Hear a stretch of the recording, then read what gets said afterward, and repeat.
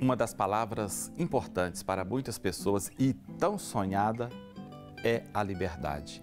Liberdade que pode ser concebida de várias maneiras, de várias formas.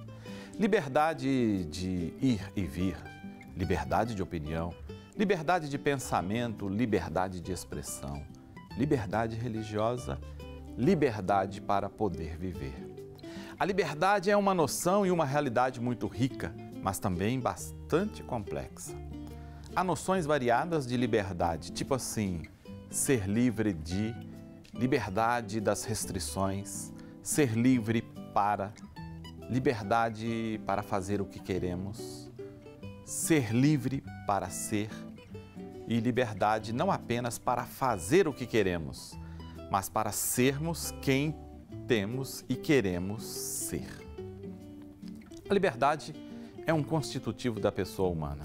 A liberdade deve ser vista como estrutura existencial da pessoa. E a liberdade é uma tarefa.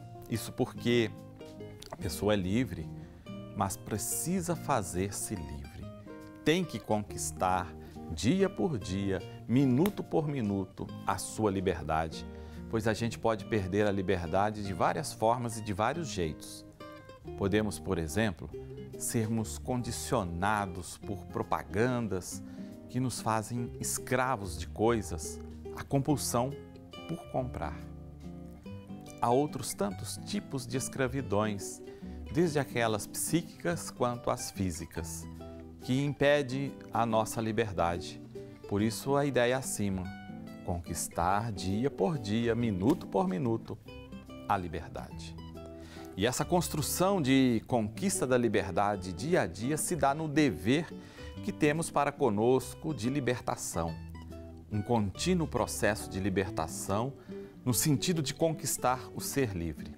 E esse processo pode ser até chamado de liberdade libertada, conforme nos diz um pensador francês, Mourox. Nesse processo, segundo Mourox, a gente precisa olhar para nós mesmos e percebermos de forma bem clara se somos donos de nós mesmos ou se estamos sendo escravos ou escravizados por alguém ou por algo. Ao mesmo tempo, a gente precisa se amar muito, gostar muito da gente mesmo. E o terceiro passo é nos entregarmos cada vez mais à vida. A gente precisa operar essa libertação da liberdade nos meios em que vivemos. E a pessoa precisa se libertar do anonimato, de uma falsa integração social.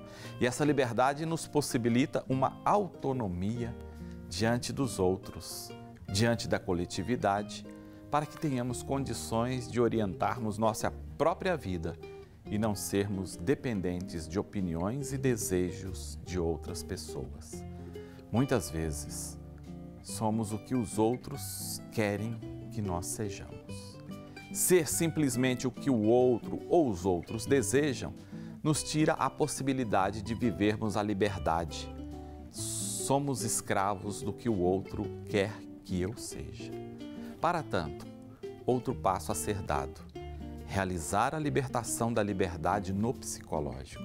A gente precisa se libertar das determinações naturais e da anarquia dos impulsos para que a ação humana emerja assim do nível da simples resposta condicionada e da anarquia da decisão pelo impulso. Essa liberdade psicológica é muito comum em nosso meio. Precisamos ser livres das amarras que às vezes nós mesmos colocamos em nós, por força nossa e por força externa, que é a força dos outros. E um outro ponto muito importante que não pode ser deixado de fora: a libertação encontra-se no próprio sujeito, na própria pessoa. A pessoa precisa ser libertada de si mesma, libertar-se do narcisismo, da tendência a uma autoperfeição, do infantilismo. Deus nos criou a sua imagem e semelhança para sermos livres como Ele o é e desejou para nós o que busquemos a tão sonhada liberdade. Tchau para você.